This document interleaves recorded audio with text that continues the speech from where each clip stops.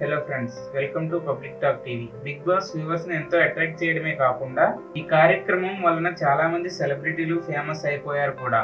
అలాంటి సెలబ్రిటీలు big boss తర్వాత వాళ్ళకున్నది సాధించుకుంటూ మంచి సక్సెస్ పొందుతున్న విషయాలు మనం చదువుకున్నాం. వాళ్లకు మంచి సినిమా ఆఫర్లు రావడంతో బిజీగా ఉంటున్నారు. ఈ నేపథ్యంలో లేటెస్ట్ గా బిగ్ బాస్ సీజన్ 4 తో పేరు పొందిన నటి దివికి బోలెడన్ని ఫిలిమ్స్ లో యాక్ట్ చేసే చాయిస్ కొట్టేసింది. ఇటీవలే ఈ అందాల నటి క్యాబ్ స్టోరీస్ అనే ఫిలిం నటించిన విషయం తెలిసిందే. క్యాబ్ స్టోరీస్ అనే సినిమాలో ధన్రాజ్, గిరిధర్, శ్రీహాన్, ప్రవీణ్, సిరి కొన్ని ఇంపార్టెంట్ పోర్షన్లలో నటించారు.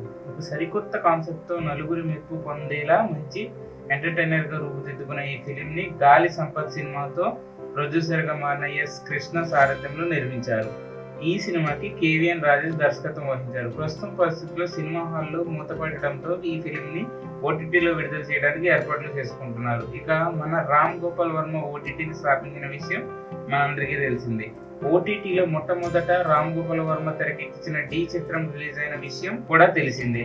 ఇక ఇప్పుడు నటి దివి నటించిన క్యాబ్ స్టోరీస్ అనే ఈ ఫిలిం మే 28న డిజిటల్ ప్రీమియర్ కోసం సన్నద్ధం అవుతున్నది. మెల్లిమెల్లిగా వ్యూవర్స్ ఈ ఓటీటీలో ఎంటర్టైన్మెంట్ పొందడం అలవాటు చేసుకుంటున్నారు. తప్పదుగా మరి.